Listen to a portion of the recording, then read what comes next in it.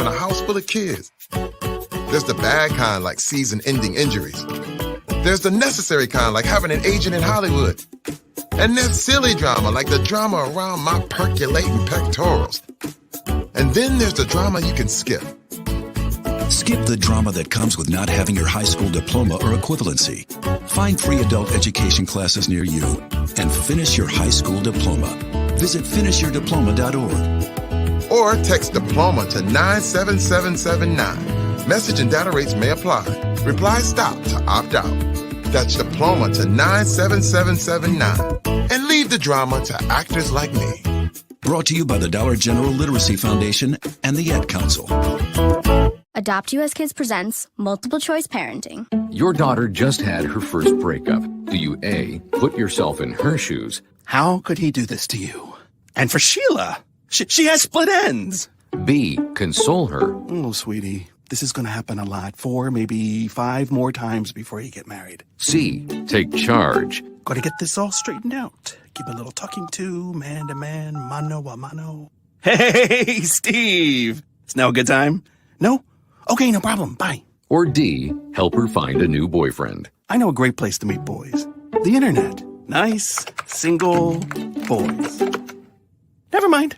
How about some ice cream? As a parent, there are no perfect answers. But you don't have to be perfect to be a perfect parent. Thousands of teens in foster care will love you just the same. For more information on how you can adopt, visit adoptuskids.org. A public service announcement from the U.S. Department of Health and Human Services, Adopt U.S. Kids, and the Ad Council. This is you over 30 years ago. Are we there yet? Are we there yet? And this is your mom when you drive her back from therapy. Are we there yet? Are we there yet? Are we there yet? Roles change without us noticing, and in your new role, we help you help. AARP gives you the information to help care for your mom so that you can have patience with her, just like she did with you. Visit aarp.org/caregiving or call 1-877-333-5885 to get practical health and wellness tips to provide even better care for your loved one. Are we there yet? Remember, visit aarp.org/caregiving. AARP, we help you help. A public service announcement brought to you by AARP and the Ad Council. When I was little, I didn't talk for a long time.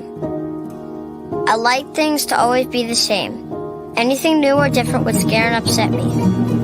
I was very sensitive to lights and sounds.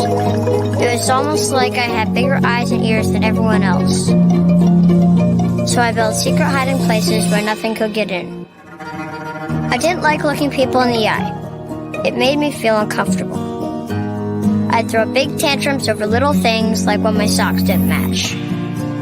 Sometimes I'd do the same things over and over. Until one day, I found out I had autism. My family got me help.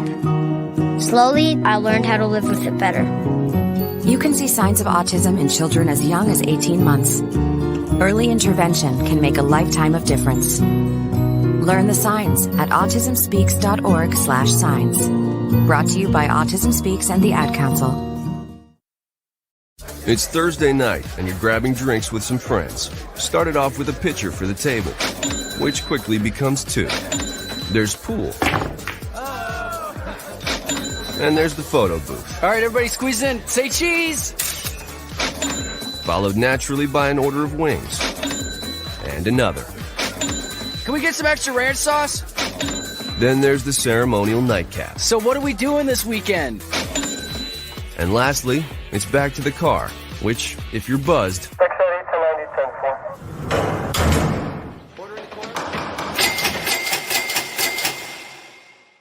could be the most expensive night of your life.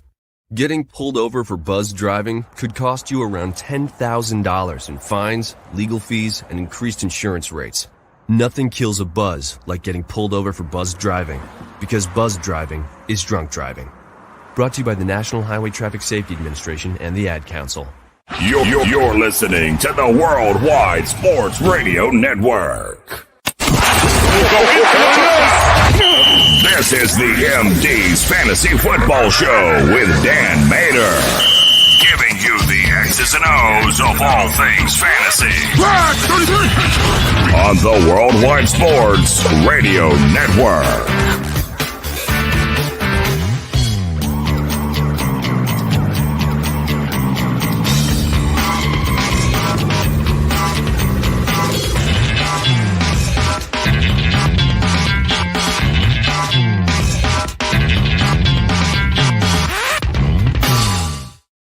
Welcome back, MD Nation, to the show. You are listening to the MD's Fantasy Football Show on the Worldwide Sports Radio Network, WWSRN, also presented to you by Belly Up Sports. We're streaming live to you now from YouTube and at Belly Up MDFF Show on social media, and you can always catch the show after on your favorite pod streaming app. We're available to you everywhere: iTunes, iHeart, Google Play, Stitcher, wherever you are.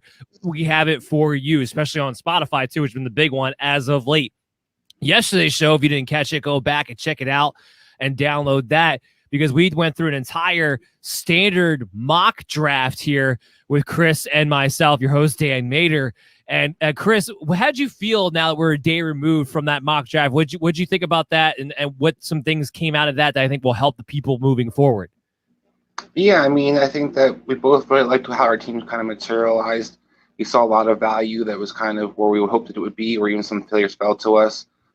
We kind of guided, MD Nation of how to kind of approach their draft, in the sense that when you get to a certain round, you want to kind of look for players, whether best player available or guys who have the most upside as the season kind of progresses. We both kind of built around that idea, because we know that a lot of people might not necessarily be the guys who start, particularly some of the younger players to begin the season, but it's about how you finish the season quite often. And so having ammunition to be able to start off well and also the versatility to be able to adapt later in the season is kind of crucial.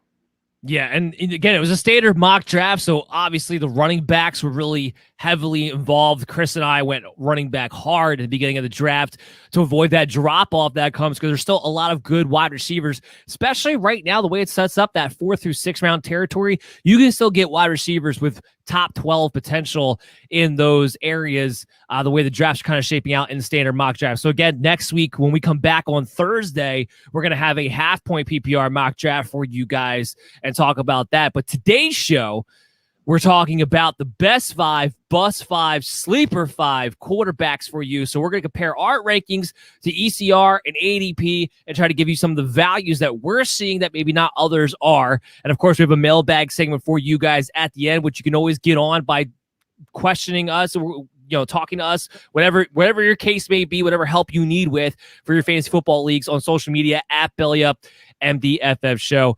To kick things off, though, I want to give a shout out of our sponsor for the first half of today, which is Manscaped. Summer's here, guys, but are you ready to unveil that beach bod? You're in luck. Our friends at Manscaped just launched their 4th generation performance package, which includes the Lawnmower 4.0.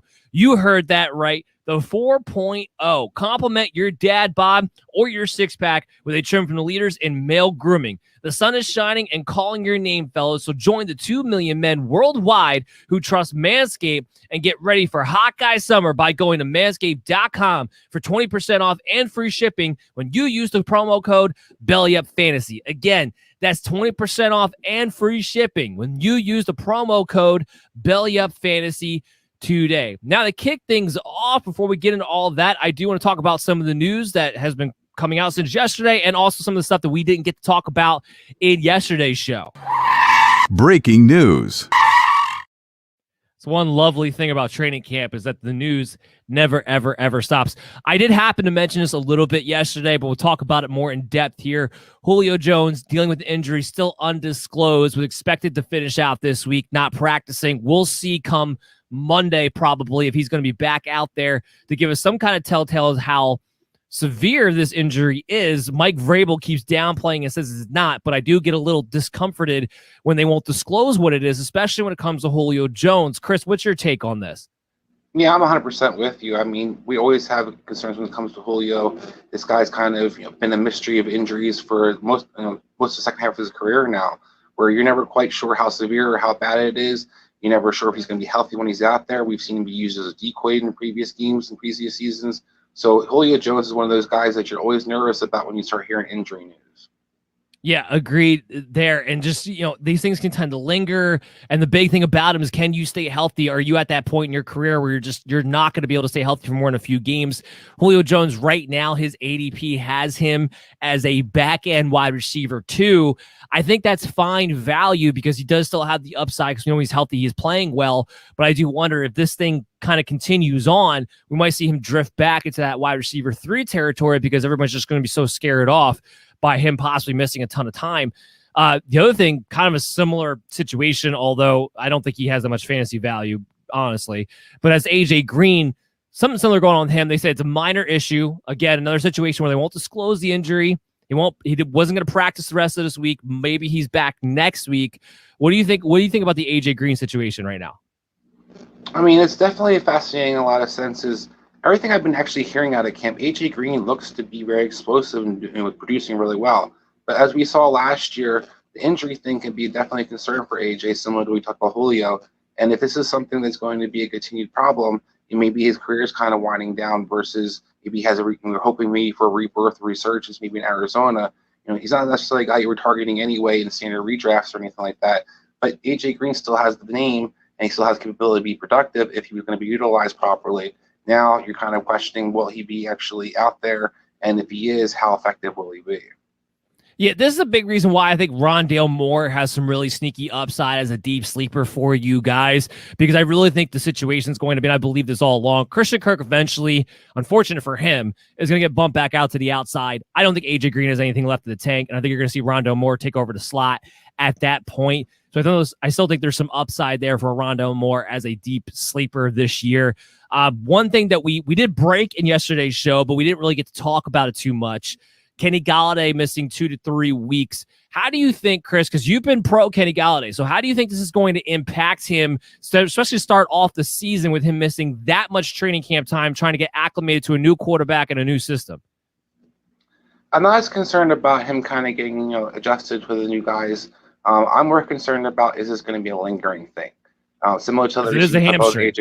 Yeah, in soft tissue injuries, you're always kind of nervous because it's something that you can easily re-injure or never fully recover from, especially the receiver position. So you're kind of always nervous when the guy has a hamstring issue, particularly this early in the summer, because they tend to be something that the guy kind of gets shut down and the weeks are supposed to come back or quote unquote open it up.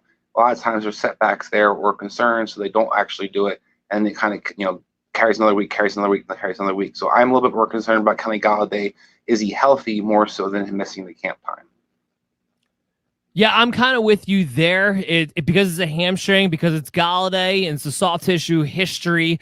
Again, this goes back to the argument I had before of, why I wasn't as big on Kenny Golladay, because you can't expect this guy to stay healthy for 17 games. If you're going to kick off the year in this way, the hamstrings don't tend to go away, especially with players like this. So I wonder how much of a hindrance this will be throughout the year. We have a lot of wide receiver news, actually, to talk about today. OBJ will be fully cleared next week. So, Chris, OBJ, what are your feelings on him finally being able to be out there and supposedly 100% healthy, although we've heard that story before? Yeah, I mean, this just continues our kind of discussion we've been having about receivers who have kind of a bad rap and have had a history of having a hard time overcoming some of their injuries. So OBJ is another guy that you want to see him out there, more soon than later. I do hear a lot of positive things about him in general. I hear his explosiveness has returned in a lot of ways. I heard him and Baker were kind of getting more on the same page. But this is a guy that's been there for about 2 years in Cleveland now and has been very, very productive. So OBJ is somebody that has a lot of upside, but you rather see him out there, kind of getting those reps before you kind of dive into taking him too early in the draft. I also want to point out another receiver real quick is that Tyreek Hill did return to camp yesterday. There's some concerns about him as well, but he's actually did return to practice yesterday on Thursday. So hopefully that's, fingers crossed he's okay. Yeah, I was just about to get to that. Yeah, he missed one practice. He came back and practice. So if a veteran guy like a Tyreek Hill only misses one day of practice, it's not something I'm going to be too concerned about. Other good news, Courtland Sutton is reportedly pretty close to 100% recovered, looking pretty good. He's another young receiver who I'm very excited by. Glad he's going to be back out there on the field. He was a budding superstar in the making. Going to be very curious to see him and Jerry Jeudy on the field at the same time. We're still waiting to see who's going to emerge in the quarterback room. From all reports, it's still a deadlock between Drew Lock and Teddy Bridgewater. I still have to believe myself that it's going to be Teddy Bridgewater, but apparently as far as the coaching staff is concerned, they seem like they want it to be Drew Lock unless they absolutely have to go to Teddy Bridgewater. At least that's what it seems like anyway. Yeah, I mean, I think that's also a little bit of pressure from upper management as well, because you want to kind of have your draft picks pan out. You hope to build your roster around a young quarterback and kind of grow with them. They have a lot of young weapons in place. They did a great job, adding all kinds of weapons in different levels. You have the receivers you talked about. We have Noah Fant at tight end. They have a lot of depth. They have a lot of ability. So you're just waiting for that quarterback kind of to be settled. And I think that right now Denver's hoping it's going to be the cheaper second round pick that they can kind of ride. But I'm with you. I think Teddy Bridgewater should be the better option.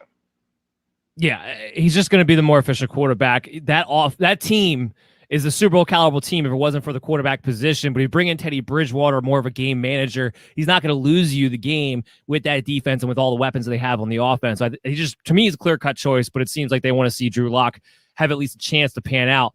Will Fuller still dealing with a foot issue. This bothers me because my whole thing about Will Fuller is that without PEDs, I wonder if he can actually stay healthy. So him dealing with a foot issue, even though he wasn't going to play week 1 anyway, does bother me that he has not practiced at all with this new team. Yeah, that's definitely got to be a concern. I think that, this is a guy who wasn't even participating in OTA, so you really do have to worry about Will Fuller and can he get on the same page, particularly with the quarterbacks that they have on that team. I think that, Tua kind of showed last year that he likes to go to the guys he's kind of familiar with and utilize. You have concerns all over the receiving core right now for the Miami Dolphins. Waddle, we talked about yesterday's show, that had some still kind of limping around.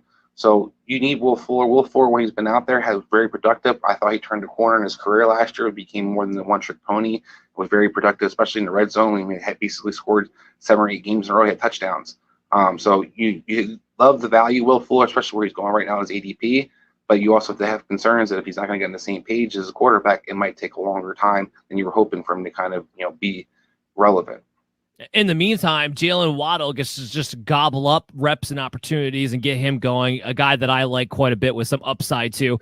Last thing we'll talk about, it's not huge news, but Jalen Richard out indefinitely with a foot issue himself. Not that that's big news, but just kind of, confirms. It can be for some people. It confirms that it's all going to be Kenyon Drake. It's all going to be Josh Jacobs. Yeah, you never want to give Gruden too many weapons because then he screws you with everybody. So I do think that maybe this is a good situation just because now he doesn't have to make a decision. Why does he throw Jalen Richard just because? Now you maybe Jacobs gets a throw or 2 to him per game. I also wanted to comment on some running back news. We talked about Miles Sanders yesterday's show. There's a report that came out from WIP that basically they expect a 50-50 split between Boston Scott and Miles Sanders because it's how the practice reps have kind of unfolded. It's basically been a 35-29 split. Miles Sanders has been primarily the running back, as I was kind of worried about yesterday, but that you see Boston Scott being used to change the pace as the pass catching back. Yeah, I mean, we'll see. We do know Nick Sirianni comes from, Frank Reich, who does like the rotate running backs, but Boston Scott is a bum. So I'm curious to see how that actually, when you get in situations like this, there's a lot of times in camp where you hear the ideals of what you want to do, and then when things actually play out in the field, you realize, no, you have to do things a completely different way. This is one of those instances where I'm like, yeah, you might ideally want to try to do this until you realize Boston Scott's not actually any good out there, so you have to go back to Miles Sanders. So this is one of those things I question how it comes out to fruition. But yeah, I can confirm that. The other part of that, there was a report too that Miles Sanders is kind of struggling a little bit in camp. He's dropping some easy balls and stuff like that, which kind of has been a concern. He has been a guy, especially last year, who dropped a little too many for a guy who's supposed to be a good pass catcher. I'm not overly concerned about that, but that might be part of the reason why we're seeing Boston Scott get the practice reps that he is at the moment too. That's going to wrap it up for our news segment of the day. So, Chris, we can get into the minutia of this show, which is the best 5, bust 5, sleeper 5. Let's start off with our best 5 quarterbacks that we have up here for you guys on the graph. If you're watching the live stream here now, for you guys who are just listening in, I have a great list, I believe.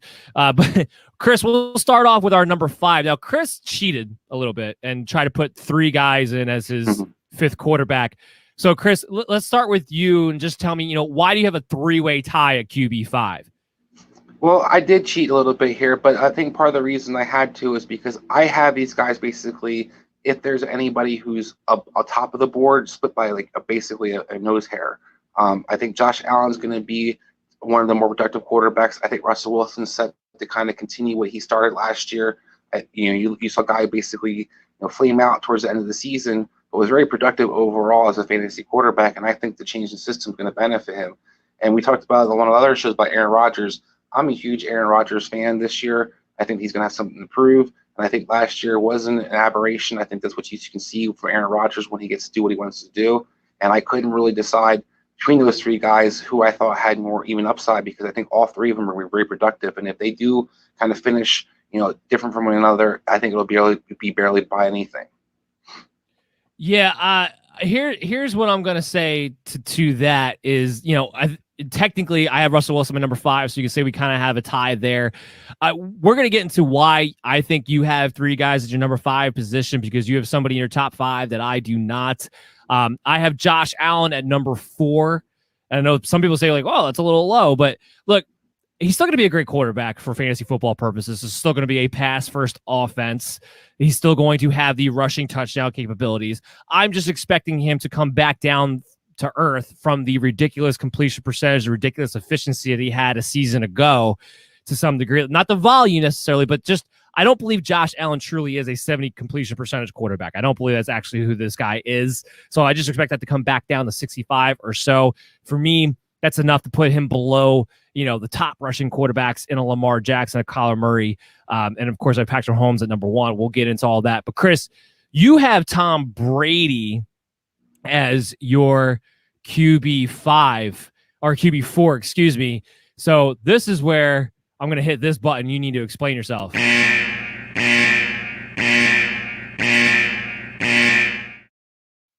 Just be clear, it's not that I hate Tom Brady, but I don't have him quite in my top 5. But go ahead. Why do you have him as your number 4 quarterback overall?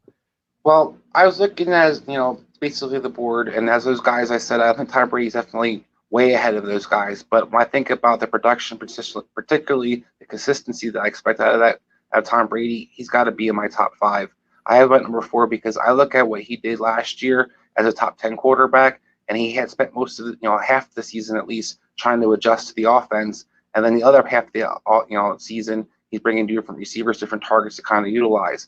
And we've seen Tom Brady get better and better as the year went on. And then add to the fact that he did all that with an MCL tear that's been repaired off this offseason. I look at a guy who I think can very easily replicate what he did for the New England Patriots in 2017, where they tried to be an undefeated team, where he threw 50 touchdowns, over 5,000 yards.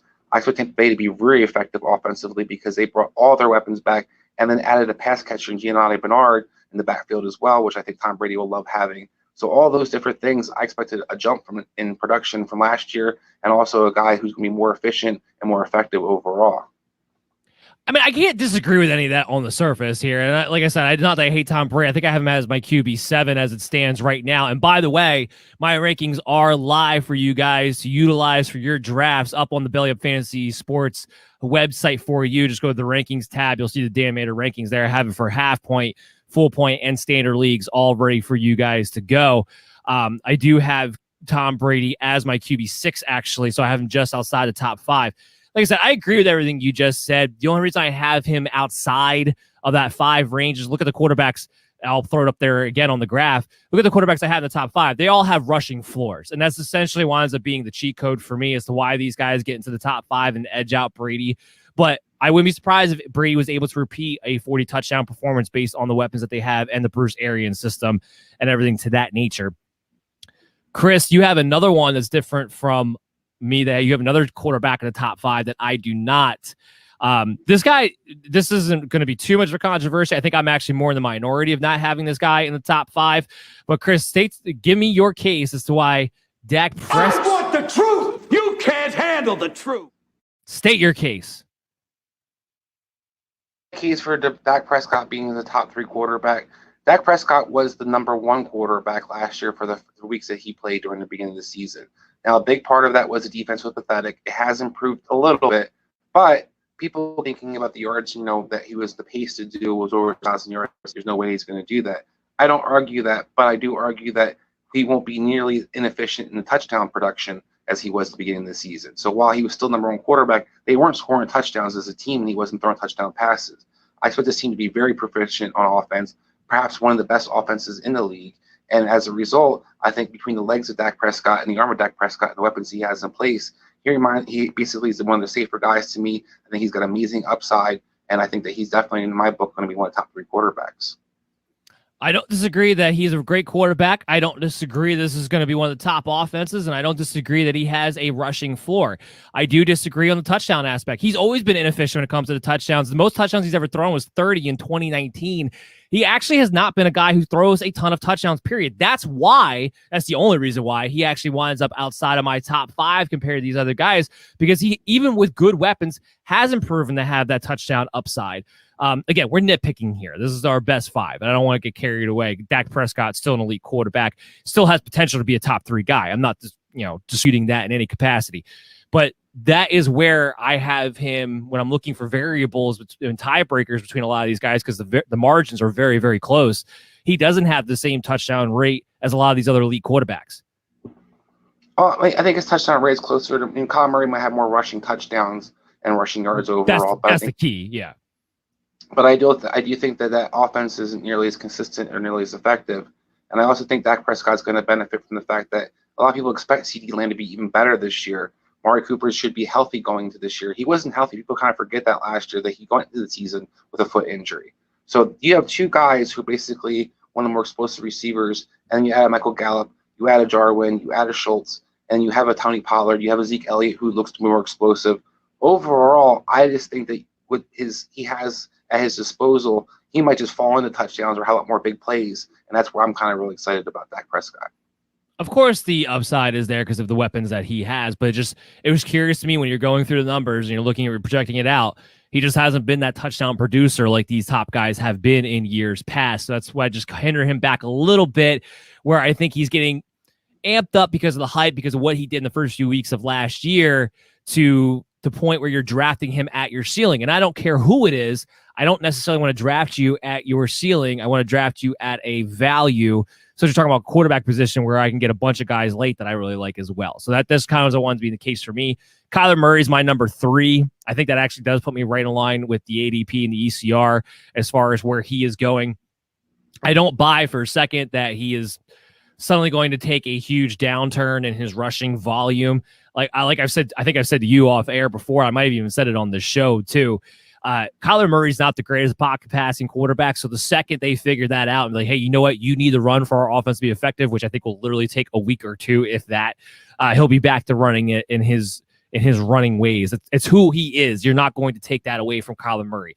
So you're talking about a guy who I've projected to have the second most rushing yards for the quarterback position, a little over 800, 9 rushing touchdowns for him I have on the year. Maybe his passing numbers get a little bit better. I have him for 26 passing touchdowns, just under 4,000 yards, frankly. DeAndre Hopkins is still there. I do like the wide receivers a little bit more with the addition of Rondale Moore. If Christian Kirk gets to play the slot for any length of time, I do think he actually is an intriguing big play slot type of wide receiver. Not that safety blanket guy, but the guy who stretches the seam and operates from that realm. So I do like their options there a bit more. I also like the idea, believe it or not, without Kenyon Drake, I think they kind of put themselves in a stagnant situation to some degree last year because they're paying Kenyon Drake so much money, even though he was being ineffective, inefficient. I think they just felt like they had to continue giving him the ball, where you're not going to have that this year. I think James Conner is no worse than what Kenyon Drake gave you last year. I think the big key is that you're going to be more apt to give Chase Edmonds more opportunities. And I think that's going to help out this offense in a really big way as well. So I'm expecting the offense to take a little bit more of a step up. There is a fire under Kingsbury, finally, thank goodness, this season to actually show why are you an offensive innovator. There are people starting to catch on and like, you know what? You don't do anything special.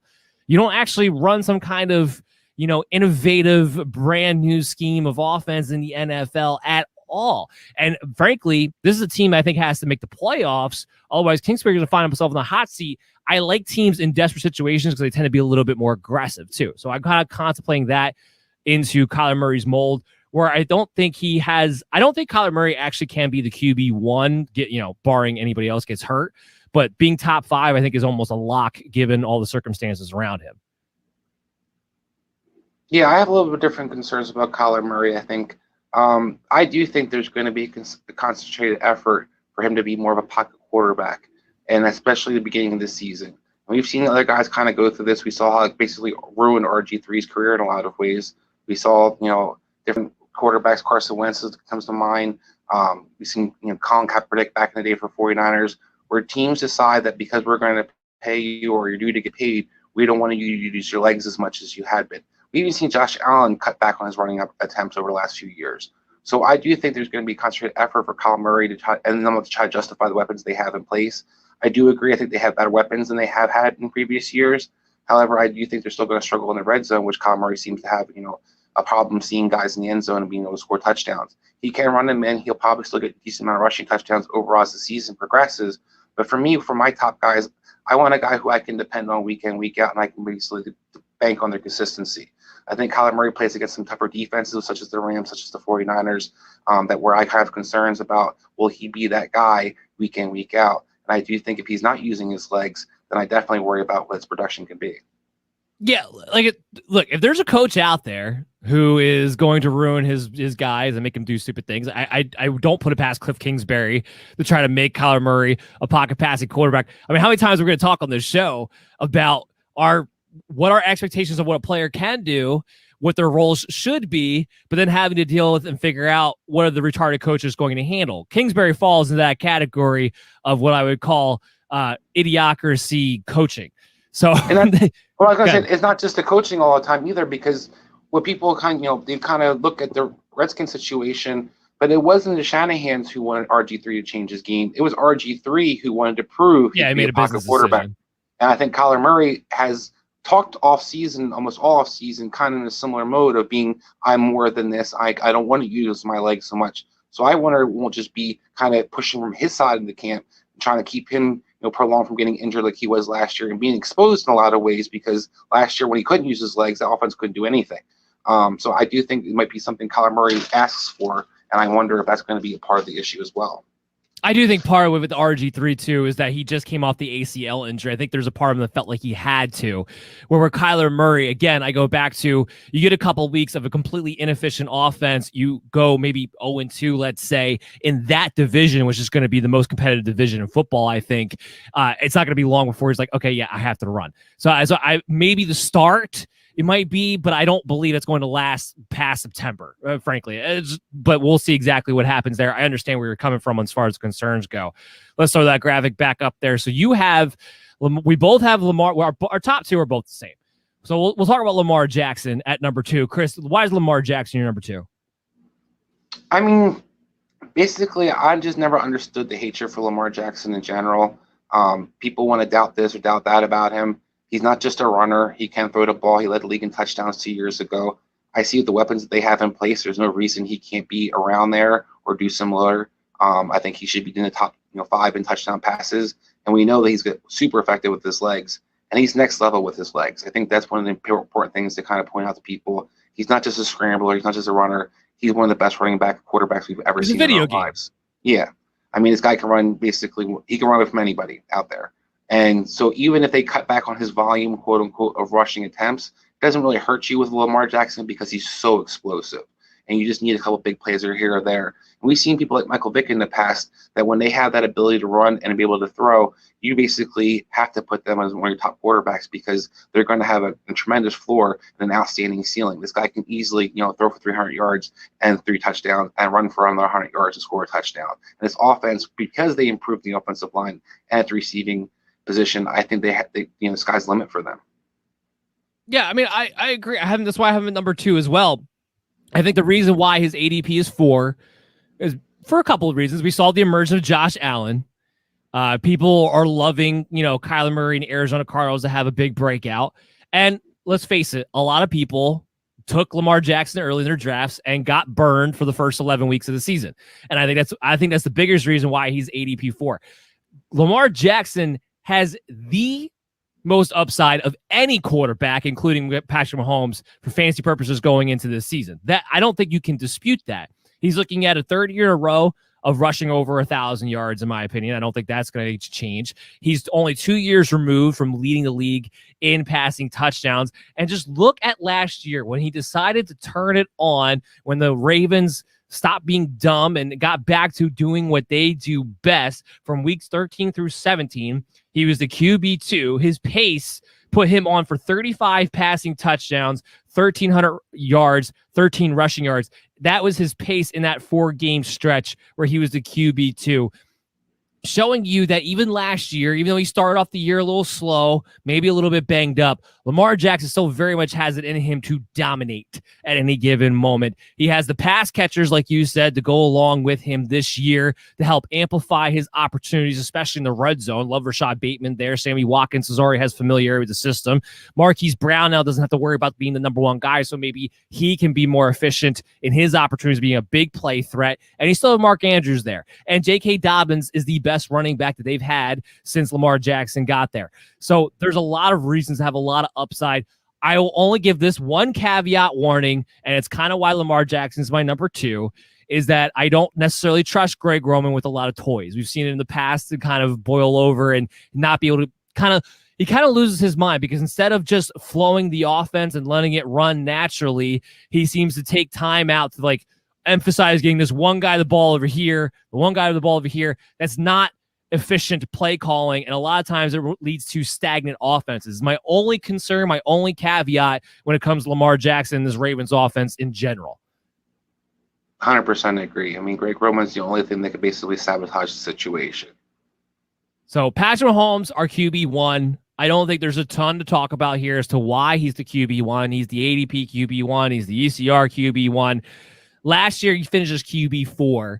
And while there's other guys who had the potential to be the QB1, you know you're getting top 3 performances out of Patrick Mahomes. And here's the key about Mahomes' upside, if you can call it an upside, because he's always, sky's the limit for him anyway. We haven't seen him with this good of an offensive line, and that's where this thing can get scary as far as what Patrick Mahomes might be able to do. Yeah, I mean, he basically masks the fact that the Chiefs haven't had to go off the line for the last few years. You actually have a legit top 5 off the line on paper right now. Add to the fact that you're going to have improved running game as a result of that, and you give Patrick Mahomes a threat of a running game and protection. This guy can throw the ball already 90 yards down the field as it is. You give him that kind of ability, that time and that kind of separation for him to kind of guys be able to get. He's going to be super explosive. He can talk about video games. This guy can put up video game numbers passing wise, I think, because he has the ability to do so, and he can attack every area on the field. With that kind of time and that kind of speed available to him, there's not really a defense you can draw up to stop him. Patrick Mahomes had nearly a 76% completion percentage with a clean pocket completion percentage, and he was 21st in protection rate from that offensive line. That easily should be top 10, if not top 5 this year with the offensive line they put together. What does his completion percentage go to then? What does his deep shot go to then if he has top 5 protection rate instead of 21 protection rate? That's where this whole thing can just be, our minds could be blown, quite frankly, this year. Patrick Mahomes, that's why he's the number 1 guy, hands down. So that pretty much wraps up our top 5. We're gonna get to a few of our bust 5 before we hit the commercial break. So let's bring that up. This is where we go the opposite direction. The guys we are not fans of. We'll start from the bottom. Chris, you have Sam Darnold. I have Kirk Cousins. Now, here's what I'm going to say about why Sam Darnold is not in my bust area, because his ADP is already so low. I don't know how much of a bust you are when you're not being drafted in redraft leagues anyway, but go ahead and say why you want Darnold to be in your top 5. Yeah, so this is another case of me kind of cheating the question. I had to put Sam Darnold. Why are you such a cheater? Gotta do what you gotta do. I go to the Belichick school. Now, Sam Darnold basically, to me, is somebody that I had to point out just how frustrating I think he's going to be dealing with the Carolina receivers. We saw a lot of production kind of out of those guys last year. Robbie Anderson was very effective. DJ Moore was, once again, one of the better running receivers. We even saw the third receiver, Curtis Samuel, be effective. I think there's a lot of similar expectations going into this year, and we kind of point out in other shows, you don't know how this is going to unfold, particularly this narrative that Robbie Anderson should be excited to have Sam Darnold as a quarterback. People seem to forget that this guy was not targeted until the very end of the season, basically when the games no longer mattered, to be involved in the passing game. He left the Jets to be, utilized better. So Sam Darnold to me is not just going to be a guy that you don't want to draft. He's going to be a guy you need to keep in your mind when you're drafting a DJ Moore, when you're drafting a Robbie Anderson, because I think he severely dampens a lot of their opportunity to be productive. Yeah, I mean, I don't disagree with any of that. Again, I just go back to Sam Darnold. It's not somebody who's even being drafted in, standard 12-man half-point PPR leagues. I don't know how much of a bust you are there. My guy is Kirk Cousins at number 5. And I talked about this a little bit in yesterday's show, but Kirk Cousins last year, he finished as the QB 11. He was 14th in consistency. It was 50-50 as far as him finishing in the top 12. But he had career highs in pass attempts. His ADP is QB 17. I don't have him much lower than that. I have him ranked at QB 19. But this is where it goes back to, I don't believe for a second Minnesota's defense is going to be as bad as it was last season. This is Mike Zimmer. He's a good defensive coach. You brought in Patrick Peterson, Anthony Barr's healthy, Daniel Hunter's healthy. You brought, I believe they brought in, did they bring in Sheldon Richardson, or am I imagining that wrong? I thought they brought in somebody on the interior. But the point is this: they had a drastic increase in pass attempts last year. They had 465 just as in 2019, just to show you the increase that they had to 516 a season ago. I expected to go back down a little bit. Kirk Cousins is a streaky quarterback as it is. So I just don't believe that he's going to be that streaming guy. I mean, he might have a couple games where he streams because he does have that tendency to get hot at some point, but I don't know if you're ever going to know when that's going to come. And that's kind of more my point of why he makes my top 5 busts this year, because I think it's going to be a little bit hard to pick out when to stream a guy like Kirk Cousins, and I have him as a lower-end QB2 rather than a mid-level QB2, which you're usually looking for that territory for those streaming guys. Yeah, I think it's a great point that you're making, that a lot of these guys where their numbers finish versus how productive they were throughout the season has to be kind of talked about a lot of times, because where guys finish and their overall season stats doesn't necessarily take into account that you need to win week in, week out at a certain position, particularly at the quarterback. So when a guy's basically awful for a week or two here, that can cost you. And Kirk Cousins has definitely had that streakiness of being, going from god awful to really good. And at the end of the season, it looks decent, looks pretty positive, but then you forget there's a 4 or 5 game stretch where you were getting nothing in the quarterback position, and you don't want to necessarily roster a guy like that. Yeah, agreed. So we go back to our list here. Chris, I guess we'll talk about this now, because I have Trey Lance, my number 3 bust quarterback. You have him as your number 4 bust quarterback. So I'll let you go ahead and start on why we have Trey Lance being a bust. So this is going to go back to, I don't think his ADP is too bad. And part of the things we get asked about this question was guys that we kind of had concerns with the downside. So I'm going more off the narrative that's kind of surrounding Trey Lance, and also maybe the hype that might approach as the season begins to set in. There's a lot of talk about Trey Lance is going to be the starting quarterback for 49ers. How he's been lighting it up in camp. A, he's been playing most with third stringers. B, he's only had like 1 or 2 snaps with the first string. So I don't know what lighting it up against who really means. And also a guy that people are just assuming is going to be highly productive to take over. I don't think Jimmy G, unless he gets hurt, is going to not be the quarterback for 49ers. They have too much riding into the season. There's not a rebuilding team. And unless they basically are awful or he gets hurt, I see no reason they're going to be moving on from him sooner than later.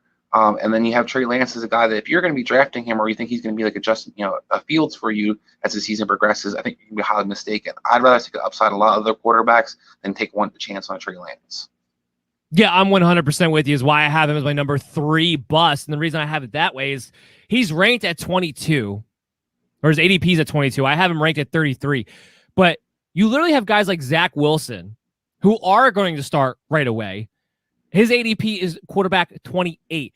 There is no way that you can make the argument to me that Trey Lance should be going ahead of Zach Wilson. Zach Wilson, who also has a dual threat capabilities. He's definitely going to be the quarterback week 1. I think there's just so many people out there who are trying to push this narrative that Trey Lance is somehow going to overtake Jimmy Garoppolo, even though the 49ers have been consistent on, no, he's not. I'm with you. Unless Garoppolo gets hurt, or unless a team for some reason blows their socks off on a trade offer, it's going to be Jimmy G's job. It's not going to be Trey Lance's job. That's one thing they have stayed consistent on with them. And Look, I'm a 49ers fan, so I pay attention a little bit to them more so than the other teams, especially when it comes to the demeanor of a Kyle Shanahan and John Lynch. You can tell when they're lying because they have no poker face. They usually, when they're lying, they usually have this like little grin on their faces. They have that little, I call it the douchebag smile, where they have it kind of on them, where you can kind of tell when they're lying about something. They have straight, serious faces whenever this question comes up to them. And whenever they do that, I pretty much can guarantee what they're saying is actually going to be true because you can read them that way, I believe anyway, for somebody who pays attention to them a little bit closely than most. I believe them 100%. When this is Jimmy Garoppolo's job, Trey Lance has zero chance of overtaking him as long as Jimmy Garoppolo is healthy. So I moved to my number 3 bust. I have him one spot ahead, mostly to kind of illustrate why is he going ahead of a Zach Wilson or really any quarterback who's starting week 1. It doesn't make any sense. And you don't know when he's going to take the job. And again, if it takes a Garoppolo injury, it could be late in the season. Who knows? If you're drafting a Trey Lance, you're making a huge mistake. There's no reason to do that. So at all. So that's why I have him at number 3 bust. Again, ADP 22. I don't plan on too many people in MD Nation making that mistake, especially when you're talking about from a 12-man half-point PPR league. But a guy who's still going way too high, and it doesn't make any sense to me. Let me pull up that graph again for you guys. So you have him at number 4. I have Matt Ryan as my bust for quarterback. And pretty much the reason is this. We saw that there is a very, very low floor with Matt Ryan without a Julio Jones. And while I like Arthur Smith, while I still think Calvin Ridley's good, I think Kyle Pitts will help. There's still that chance that he's just not going to be that mid-level QB2. And right now his ADP is QB 15. I have him ranked at quarterback 18 because you just have that drop-off that's possible. And remember, week 3, he was QB 27. Week 5, he was QB 25. Week 12, he was QB 17. He did get better at the end of the season from weeks 14 through 17 without Julio. And these are all games without Julio Jones, by the way. He became QB 10. He did get better towards the end of the year. But they're not going to have the same upside. This is not going to be as high of a volume passing attack under Arthur Smith, I believe, that it was under Dirk Cutter from last year. So you're taking away at least some volume, taking away a big-time pass-catching threat. The only thing I think that might save him a little bit is that defense might be so bad that maybe the volume stays close to the same. There's a pathway for that just out of necessity, but I don't believe that's going to be the game plan from a week-to-week basis. He doesn't have the rushing ability.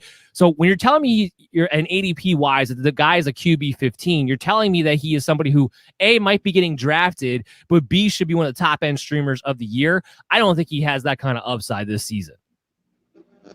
Yeah, I have to agree with you. I mean, I would have definitely concerns about Matt Ryan. This guy's been kind of a model of consistency where he's a quarterback that's usually going to get you around 20 points. You have some games he blows up here or there, but just even when he had all the weapons, Matt Ryan was always the most consistent guy out there. So now the fact that you add a different coaching regime, you add some different weapons in place, you do have to have concerns whether Matt Ryan is somebody that you should be going after versus somebody maybe you just like kind of fall and pick up from waivers if he starts off well.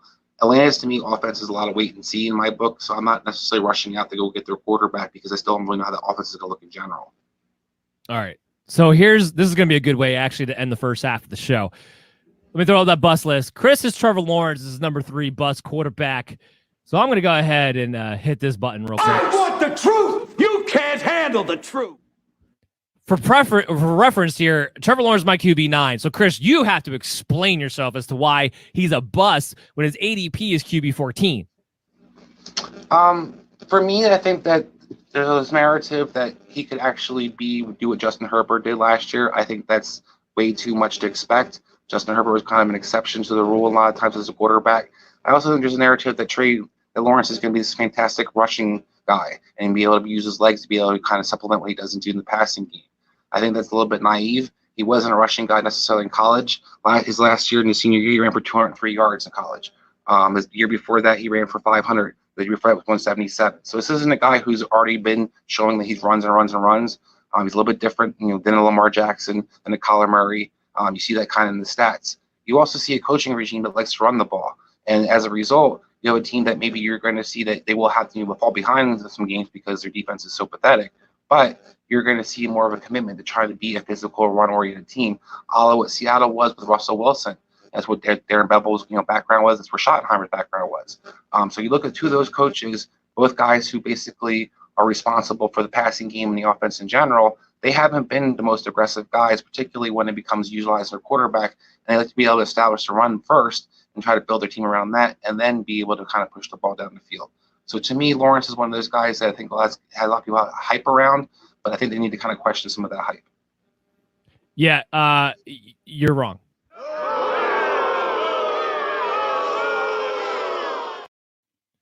First of all, it's not just what Justin Herbert did. It's Justin Herbert and Joe Burrow, because Joe Burrow from weeks 1 through 9 was the QB9. This defense, I've talked about this before, is going to be completely bad. There's going to be a lot of garbage time. There's going to be a lot of pass attempts. I expect this team to be amongst the top 10, possibly top 5 in passing volume. Darrell Bevell does run a lot of 3 receiver sets. This team is set up to throw the ball. This is not a great offensive line when it comes to run blocking, but they are above average when it comes to pass blocking. They have 3 receivers to be able to go to in a Marvin Jones, a DJ Chark, a Laviska Shenault, and they're going to be utilizing Travis Etienne, who's going to, especially in the pass catching situation, and he's going to have a safety blanket already instilled to him.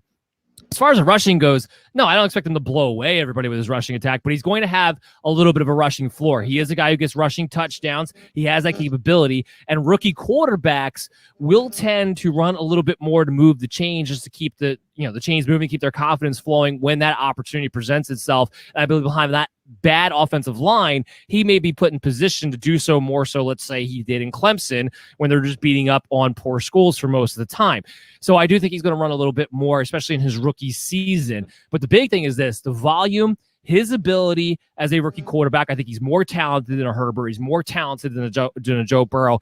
And I would argue he has more weapons than they did in their rookie year. So I don't see there any reason why he can't duplicate and be a QB9 of sorts. He maybe doesn't have the top end elite target of a Keenan Allen, but that's pretty much all Herbert had to go to last year. And I just listed out all their weapons that they have this season. I don't buy into them being a run-first team, because they're by default not going to be able to do so between the offensive line and the defense and the type of running backs that they have. So I'm 100% on Trevor Lawrence as a top 10 quarterback for me, and definitely not a bust product. Go ahead. If you have anything to rebuttal, go ahead. Yeah, I mean, I think that you're going more off what you think is going to happen versus some of the numbers. We've never seen Urban Meyer's quarterbacks be highly effective as guys are utilizing the passing game. Like I pointed out Schottenheimer, I pointed out Darren Bevel. Both guys traditionally who do like to run the ball more than they throw the ball. And I look at this guy's very talented. Not last year for Bevel, not with Matthew Stafford, not when he took over as head coach. That was not the case. Eventually, that became not the case. That wasn't necessarily the case the first few weeks. And then they opened it up and let him throw the ball all over the place. Having said that, I think that's something you're hoping that happens versus what's going to happen in the beginning of the season. And Trevor Lawrence, I don't think mirrors Joe Burrow's his start to last year. While I don't disagree with the weapons and he's more talented than Joe Burrow, I do think that Joe Burrow was throwing about 40 to 50 times a game last year. I don't think that you're going to get that out of the Jacksonville passing game. I'll be shocked if you see Trevor Lawrence throwing 50 passes a game. Well, I'm just going for 40 passes a game in a 17-game season. I have him going clear over 600 passing attempts. I think that's very much in the realm of possibility and expectations given their circumstances. But that's going to hit the break. You guys decide on what you believe. We're going to be right back after this. The MD's Fantasy Football Show will carry on with the rest of our Bust 5 and our Sleeper 5 and the mailbag segment on the other side. So stay tuned on the Worldwide Sports Radio Network at Belly Up MDFF Show, and we'll be back right after this. Hi, this is Terry Crews, actor, former football player, game show host, father of 5, and all-around big dude. I'm also an expert on drama. I know all kinds of drama. There's the good kind that comes with having a house full of kids. There's the bad kind, like season-ending injuries. There's the necessary kind, like having an agent in Hollywood. And there's silly drama, like the drama around my percolating pectorals. And then there's the drama you can skip. Skip the drama that comes with not having your high school diploma or equivalency. Find free adult education classes near you and finish your high school diploma. Visit finishyourdiploma.org. Or text diploma to 97779. Message and data rates may apply. Reply STOP to opt out. That's diploma to 97779. And leave the drama to actors like me. Brought to you by the Dollar General Literacy Foundation and the Ad Council. Adopt US Kids presents Multiple Choice Parenting. Your daughter just had her first breakup. Do you A, put yourself in her shoes? How could he do this to you? And for Sheila, she has split ends. B, console her? Oh, sweetie, this is going to happen a lot. 4, maybe 5 more times before you get married. C, take charge? Got to get this all straightened out. Give a little talking to, man to man, mano a mano. Hey, Steve! It's now a good time? No? Okay, no problem. Bye. Or D, help her find a new boyfriend? I know a great place to meet boys. The internet. Nice, single boys. Never mind. How about some ice cream? As a parent, there are no perfect answers. But you don't have to be perfect to be a perfect parent. Thousands of teens in foster care will love you just the same. For more information on how you can adopt, visit adoptuskids.org. A public service announcement from the U.S. Department of Health and Human Services, Adopt U.S. Kids, and the Ad Council. This is you over 30 years ago. Are we there yet? Are we there yet? And this is your mom when you drive her back from therapy. Are we there yet? Are we there yet? Are we there yet? Roles change without us noticing, and in your new role, we help you help. AARP gives you the information to help care for your mom so that you can have patience with her, just like she did with you. Visit aarp.org/caregiving or call 1-877-333-5885 to get practical health and wellness tips to provide even better care for your loved one. Are we there yet?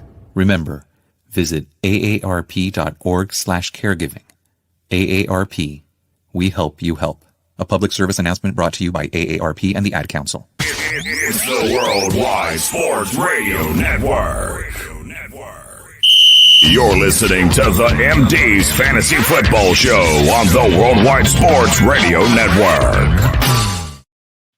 Welcome back in, MD Nation, to the MD's Fantasy Football Show. You are listening to Chris and myself, Dan Mader, your host for the day, for always, because you should always be listening to this show, quite frankly, especially with the fantasy football around the corner.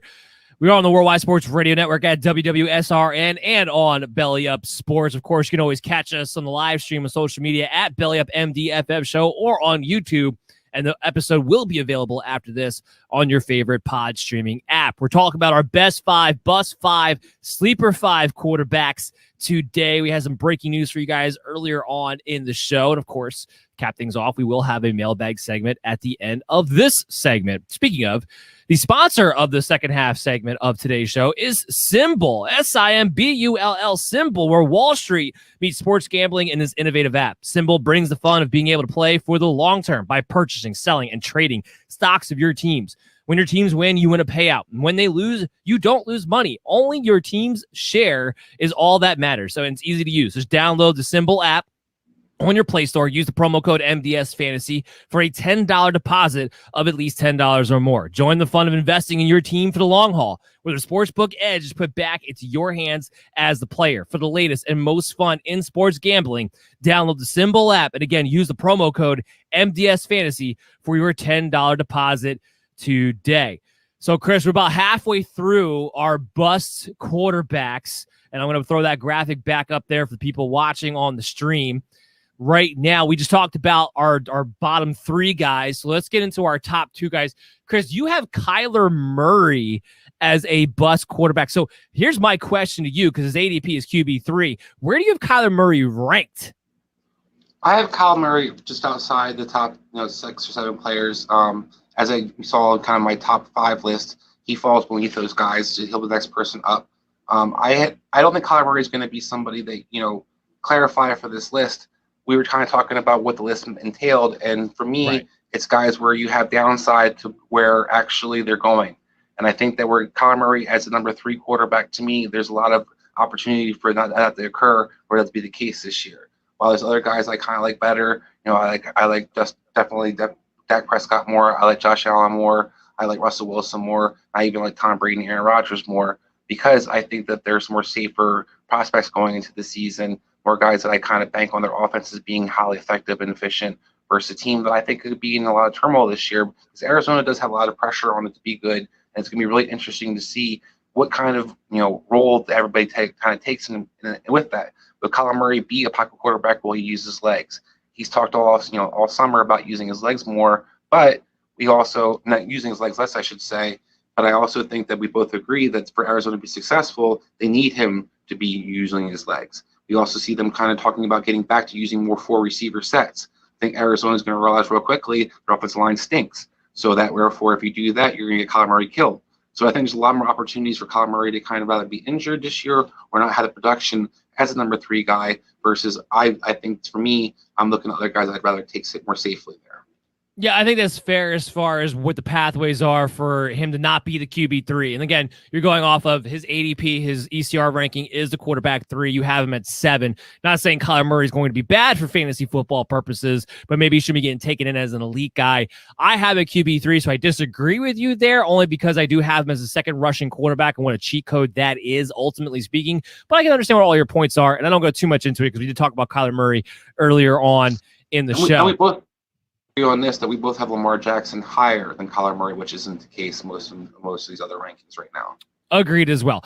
I have Baker Mayfield as my number 2 bust, just because his ADP is actually a little higher than I expected it to be, and I don't really understand why. Because last year he finishes kind of our graphic up right now. So as you can kind of see, we both share Justin Herbert as somebody both aren't fans of or don't like. I think that both of us don't think he's somebody that you necessarily have to avoid. We just don't have him as a guy that you're necessarily targeting as your 4th or 5th best quarterback. Last year, to me, was a little bit of an aberration. You saw a team that basically fell apart in the running game a lot, especially when Austin Eckler got injured. Justin Herbert was basically asked to carry that team. He had a tremendous rookie year. We've seen other guys have tremendous rookie years and kind of fall back to reality in a sense. Daniel Jones pops to mind. I think Justin Herbert has a lot of chances for him not to be as good this year as he was last year. I think you have a coaching change. You have still questions about how healthy is that offensive line. They did add some extra pieces, but you already have guys, missing time, particularly the tackle right now from Green Bay. It's going to be important for this guy to basically be just as good as last year, if not better, for him to kind of justify where he's going right now in the rankings. I'm not sure if my microphone. I also think that we can kind of look at our top 5 and still up here. What we want to make sure you understand is these aren't guys necessarily we're saying you have to make sure you don't take or you make sure you avoid. It's more so we're trying to make sure that these are guys that you don't overdraft on or don't get caught up in drinking the Kool-Aid, so to speak. Do you hear me? Christopher, do you hear me? I'm thinking we're having a technical difficulty here because I was talking about Baker Mayfield and you went off the whole tangent about Justin Herbert. So I think there's we're having some kind of technical issue at the moment that we'll get Chris up to date on. So yeah, we both had Justin. I'll just go to this point because I'm going to assume that people can hear me right now. Justin Herbert is both of our number 1 busts because of some of the reasons that Chris just laid out. I think the coaching change does matter for a guy going into his 2nd season at the quarterback position. Keenan Allen, we saw towards the end of last year, people started to take away Keenan Allen. All of a sudden, Justin Herbert started to struggle. Mike Williams has something he has to prove. He has to prove that he can be a legitimate second wide receiver, I believe, in this offense for him to have actual other weapons outside of Keenan Allen, be able to go to on a consistent basis. Now, maybe Austin Eckler can help with that while he's out there. But again, you take away his first read, I still have questions about him being able to read defenses all the way. What we're going to figure out, what we're going to do now is we're going to hit a quick break. We're going to try to figure out what the technical issues are. We're going to come back on the other side of this and try to get going here on the second half of the show. Hi, this is Terry Crews, actor, former football player, game show host, father of 5, and all-around big dude. I'm also an expert on drama. I know all kinds of drama. There's the good kind that comes with having a house full of kids. There's the bad kind like season-ending injuries. There's the necessary kind like having an agent in Hollywood. And there's silly drama like the drama around my percolating pectorals. And then there's the drama you can skip. Skip the drama that comes with not having your high school diploma or equivalency. Find free adult education classes near you and finish your high school diploma. Visit finishyourdiploma.org. Or text diploma to 97779. Message and data rates may apply. Reply STOP to opt out. That's diploma to 97779. And leave the drama to actors like me. Brought to you by the Dollar General Literacy Foundation and the Ad Council. Adopt US Kids presents Multiple Choice Parenting. Your daughter just had her first breakup. Do you A, put yourself in her shoes? How could he do this to you? And for Sheila, she has split ends. B, console her? Oh, sweetie, this is going to happen a lot. 4, maybe 5 more times before you get married. C, take charge? Got to get this all straightened out. Give a little talking to, man to man, mano a mano. Hey, Steve! It's now a good time? No? Okay, no problem. Bye. Or D, help her find a new boyfriend? I know a great place to meet boys. The internet. Nice, single boys. Never mind. How about some ice cream? As a parent, there are no perfect answers. But you don't have to be perfect to be a perfect parent. Thousands of teens in foster care will love you just the same. For more information on how you can adopt, visit adoptuskids.org. A public service announcement from the U.S. Department of Health and Human Services, Adopt U.S. Kids, and the Ad Council. This is you over 30 years ago. Are we there yet? Are we there yet? And this is your mom when you drive her back from therapy. Are we there yet? Are we there yet? Are we there yet? Roles change without us noticing, and in your new role, we help you help. AARP gives you the information to help care for your mom so that you can have patience with her, just like she did with you. Visit aarp.org/caregiving or call 1-877-333-5885 to get practical health and wellness tips to provide even better care for your loved one. Are we there yet? Remember, visit aarp.org/caregiving. AARP, we help you help. A public service announcement brought to you by AARP and the Ad Council. It's the Worldwide Sports Radio Network. You're listening to the MD's Fantasy Football Show on the Worldwide Sports Radio Network. All right, and we are back. Had technical difficulties. We are on the MD's Fantasy Football Show. I'm your host, Dan Maynard, joined here with Chris Dowhauer. We're talking about our top 2 busts. Chris, can you hear me now? Yes, I can. Okay, so there we go. So I was talking about Baker Mayfield. Chris cut me off and jumped ahead of Justin Herbert. Had some good points there about why we have Justin Herbert as our number 1 bust candidate. I don't disagree with anything you were saying. Again, I was pointing out that he did wind up finishing as a QB 9, but his ADP is QB 6. And we look towards the end of last season, you started to see defenses adjust a little bit where they started taking away Keenan Allen. Nothing else became available. Now, part of that, I do believe, is because I think Mike Williams has a lot to prove as far as how good of a wide receiver he actually is. Austin Eckler was banged up. So I don't think he has a lot of secondary options, frankly, when it comes down to it. I think the coaching change does matter for a Justin Herbert in his second year. I think there will be an adjustment period to that. While I believe the volume ultimately will be there for him to sustain QB1 area, because again, I'm doing this. He's my number 1 bust because I have him ranked just outside the top 10, actually outside the top 12. I have him ranked at QB 14 while his ADP is QB 6. You're drafting him to try to repeat what he did a season ago. Defenses, I do believe, will adjust. We see sophomore slumps all the time. Herbert has a lot of red flags to me, given some changing variables around him, giving outside of Keenan Allen. I question some of his weapons and how consistent they can be. And then I also question his ability to read defenses once defenses adjust to him as well. He has a lot of red flags to me that scream sophomore slump to me. So that's why he's my number 1 bust too. I'll quickly go back to Baker Mayfield. I was trying to say when Chris cut me off because he couldn't hear me, why he's my number 2 bust.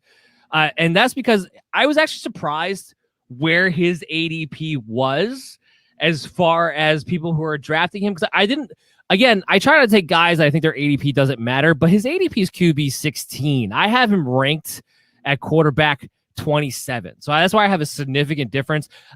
He finished last year's QB 17. He played well, but again, it goes back to he has to prove that he can play to that level with OBJ on the field. And again, during his stretch towards the end of the season where he started to play really well, weeks 8 through 17 when he was a QB 19, it still wasn't anything overly impressive. The big key was that his touchdown interception ratio was very, very good. So, and if you play in those leagues where the interceptions count as -2 points, that's kind of where he made up a lot of his ground at, because he had, I believe it was 19 touchdowns to 2 interceptions or something like that towards the back half of the season. But his overall numbers are not very impressive. He's still in a run-first type of offense. I don't see Baker Mayfield as this mid-level streaming option at the QB2 position. And again, I got to see it before I believe it when it comes to him and OBJ on the field. Did he actually learn to play offense, or is he still going to go back to, I got to force-feed OBJ the ball because he's OBJ? Yeah, and I also think that you got to add this guy doesn't have to bring a whole lot with his legs right now either, particularly with that effective running game that they have. I mean, I think this reminds me a lot of the Kirk Cousins, situation that you were pointing out for your number 5 bus quarterback. He basically is running the same system Kirk Cousins is. And this is going to be guys going to be wildly inconsistent. You're going to have games where he does well, throws for 300 yards, has made 3 or 4 touchdowns. Then you're going to have games where he throws for $180 and gets you 1 touchdown. So that's what you're kind of concerned about, because if they're winning, some of the Vikings, when they're up and they're able to win and use a running game, that's what they're going to do. You're not going to get the easy passing yards. So there's a lot of games where you're going to have a giant gap in the production, even though the numbers overall for the season might not match that. All right, so Chris, let's get into our sleepers. Let's get into our guys that we think can be values for people down the road for one reason or another. Again, we had multiple ways we went about this. When we get to the running backs and wide receivers, I just want to clarify this for MD Nation. We're going to probably go more off of our rankings versus ADP and ECR. When it came to the quarterback, you're talking about 15 different quarterbacks between the two of us at minimum. You have more guys you have to base off of. Our rankings might be drastically different from the ADP or the ECR, but we're going off of pathways, range of outcomes that we see kind of deal. So let's go back to our sleepers here. We'll start from the bottom. You have Tom Brady as a sleeper. We already talked about him a little bit because he's in your top 5. So I'm assuming that you mean this from an ADP perspective and where you have him ranked at number 4. Absolutely. Right now, I basically have him going in between around 9 and 10. And as one of the later quarterbacks, he's basically the 9th rated quarterback, I believe, as well. And for me, Tom Brady, as you saw before another graphic, I think he's going to definitely move in the top 5 quarterbacks, if not the top 4 quarterback. I expect it because he gets kind of hated on a little bit because he's not a runner. But we've seen previous guys like Drew Brees, when they're on their game, be a very high effective, highly scoring guys, and you can still get points in fantasy football by throwing the ball. So Tom Brady, to me, we talked about all the weapons he has coming back and being healthy, the Bruce Arians factor that this team should be aggressive offensively and not basically be a team that's going to just be content when they're up. And I think that all those things make the opportunity for Tom Brady to really have a great year this year. I have Justin Fields as my number 5 sleeper. He's the one guy, and like I said, I preach this all the time. I'm about taking the quarterbacks late. If I wind up with one of my top 12 guys, I don't mind taking Justin Fields with my last pick in your typical 12-man redraft league because, one, I do believe Justin Fields at some point this season will definitely start. And he has that Jalen Hurts upside where when he comes in, he's going to scramble a ton. I like the fact that he has a go-to wide receiver in Allen Robinson. And I'm going to add this in here too. And this is just my opinion on the matter. So this is a bit of projecting here. But I do believe that when Justin Fields takes over, it's also simultaneously going to be when Matt Nagy hands the playbook back over to Bill Lazor. And that's the other thing I kind of like too, because I think it's what's going to kind of take when Justin Fields comes in for Andy Dalton. But again, that's just conjecture, that's projection on my part. I just feel like that's going to what's winding up happening, regardless of whether that happens or not. I like the fact that he has an Allen Robinson to go to. I like the fact that he has a David Montgomery behind him to be able to go to. And I like the fact he's going to use his legs. So again, I just see a lot of Jalen Hurts factors, but definitely a more efficient quarterback than a Jalen Hurts will be with his completion percentage too on top of it. Yeah, I mean, I think Justin Fields has a lot of upside once he gets on the field. And I think that where he's kind of going, we talked about our doubts about Trey Lance. To me, Fields is that guy you do take as the kind of that wild card, particularly if you're going to draft him really late. And if you have a legit, a Patrick Mahomes who doesn't have a bye till week 12 or 13, I think it is, or Lamar Jackson. So those guys basically have late buys. So when you have a Fields kind of hit his stride, you have another option there, and it's a great option. Even somebody maybe you can move up. And if he does start earlier than you think he is, they maybe move off of and add some extra pieces to your team. Yeah, agreed. That's the other reason I think he has a much better, when it comes to opportunities to start, I definitely think Fields has a greater opportunity to start than Trey Lance does this season. It's an inevitability. Now, I have him projected for 8 games. The reason I'm projecting 8 games, it's anybody's guess at this point when he's going to start. I took the safe approach of, okay, I'll wait till the Bears bye week. Their bye week is, I believe, week 10 or week 9. So he'd be back in week 10, play week 10 and week 17. So that's what I haven't projected for. But if you're going to ask me, do I believe he starts before that? My answer to that is yes. I don't believe Andy Dalton makes it all the way to the bye week, ultimately speaking. But that, to me, is like the max cutoff point of what we would see Andy Dalton be, frankly. I think Justin Fields is definitely going to be on the field sooner rather than later. The next guy, we've already kind of talked about him on the show. I have Trevor Lawrence as my number 4 sleeper. We don't have to go in the whole argument again about him, but here's what I will say. The reason why he's my sleepers is ADP is QB 14. I have him squarely in my top 10. I think Chris is underestimating the amount of rushing floor that he's going to have on top of volume, weapons, situation. That's why he's my number 4. We know Chris's argument for why he was in his bust. I don't want to get into that again here. I want to talk about Ryan Fitzpatrick being Chris's number 4 sleeper with Washington, because I do think there's some legitimacy there. Yeah, this is a guy that's basically going borderline undrafted a lot of in leagues right now, and he has a bad rap because he's Ryan Fitzpatrick, the most skilled player in the world. But it doesn't matter about skill of fantasy; it matters about what your numbers are. And when he actually played the majority of the snaps as a starting quarterback for the past 3 years, his finish when Tampa Bay was within the top 6, and he would have been top 3 Tampa Bay. He would have been top 3 the year before, the year after that, and then last year he actually would have been top 6. So Ryan Fitzpatrick, when he's out there, lights it up. He puts up great numbers. He's always aggressive down the field. We don't expect that to change no matter what. And as a result, this is a guy that basically is being forgotten about, but does have good numbers and will scramble. He's not a guy that stands in the pocket. He's not a guy who's not going to get you any rushing yards. He does rush for a couple touchdowns here or there. He does get some cheap yards for you. So he's got a nice little floor on top of it. Turnovers, inevitably are scary, but this is a guy that you can basically have for here or there for a couple, even for half the season, if not the full season. And maybe if you want to move on for somebody else, you can. But this guy can win you some weeks. He has in the past. Yeah, I don't disagree with any of that. We know that when Fitzmagic is strong, it's strong because he plays the QB1 during that time. He has the weapons before with Terry McLaurin, Antonio Gibson, Curtis Samuel, Diami Brown, or Cam Sims, whichever one winds up being the wide receiver 3. Like, there's some weapons to like there. His ADP right now is QB 25. He's going to be a streaming option at some point. Do you catch lightning while that streak is going on? The only caveat I have to a Ryan Fitzpatrick is that he also has the rock bottom Ryan Fitzpatrick aspect to him, where he might have a couple games in a row where he throws 4 picks.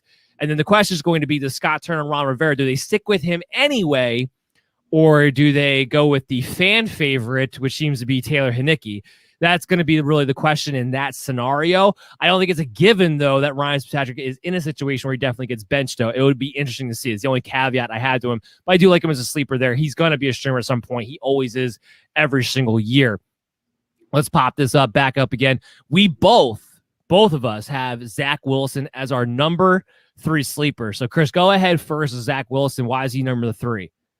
Yeah, and we kind of brought this up earlier about Zach Wilson, where we kind of see him as what his abilities are versus some of the other quarterbacks go on before him or even around him. And Zach Wilson is on a team that has a pretty good setup for him. He's got the offensive line, he's got some nice weapons in place, and this guy is to me a stud. And the bottom line also is that he uses his legs. He historically has in college. He will continue to do so. He's in a system that they usually utilize their quarterbacks' mobility if they can. And you have all those things add up, plus the defense is absolutely putrid.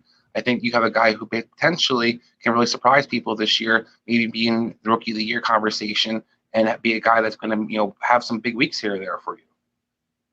Yeah, look, I have him. His ADP is QB 29. I have him ranked at QB 20. So I don't have him ranked in the top 15, although here's what I will say. I have a very small margin between QB 20 and QB 14.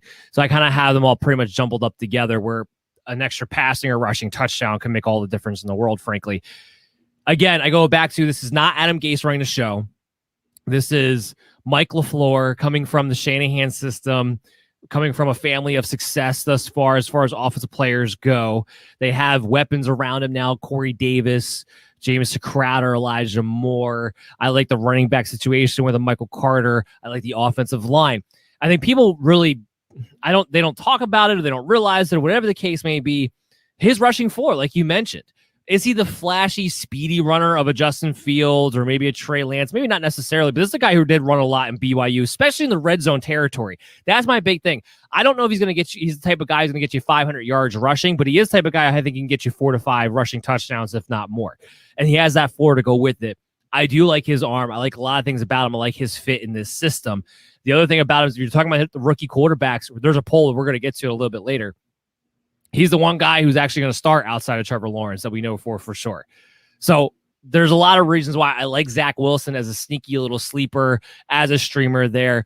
I think people are really going to be surprised that this is not just your same old Jets. And I hate that narrative of like, this organization has been bad for a long time, so no matter what they do, they're always going to be bad. No, when regimes actually change over, you judge it by what the new regime is. And there's nothing about this new regime that I don't like between the coaching staff and the GM. This is not your typical Jets from years to come. If that was actually true, the Cleveland Browns would not be a Super Bowl contending team this year, and they are. So people, the past, the history from 30 years ago until even 5 years ago doesn't matter today. So let's kind of get that out of our heads too, because I hear that argument a lot when people are anti-Zach Wilson, just that he's a quarterback on the Jets and they're always going to ruin the quarterback on the Jets. And I'm like, this is totally different coaching staff.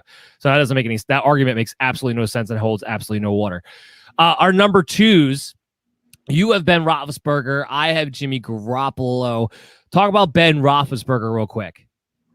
Yeah, people have this narrative that Ben Roethlisberger is basically done. His last year of his career. Last year, his arm fell off, basically. I think people kind of forget that this guy started off pretty decent to begin the season. Pittsburgh was 12-0, and he came off major elbow surgery. He has a whole offseason for his elbow to recover.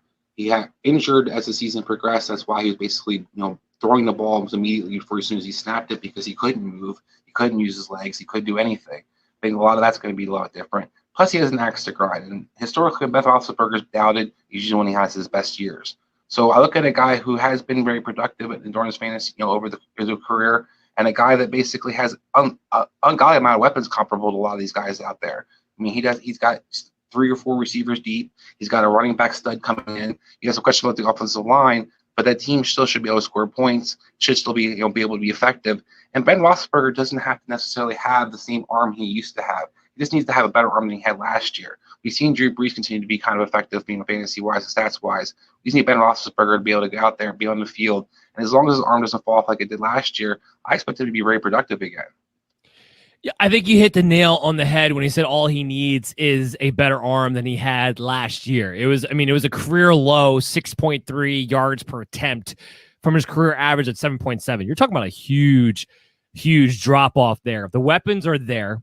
He has his quarterback coach, the offensive coordinator. The offense, I still believe at the end of the day, we talked about this when we did the Steelers profile, is going to revolve around Ben Roethlisberger. I said before, I don't know if I necessarily buy them running more as them running more effectively and more efficiently and having a running game that way, where I don't necessarily think they'll take away the volume of the passing attack, or at least not on the level that some people want to say it's going to be, which is why they have Ben Roethlisberger flailing about, essentially.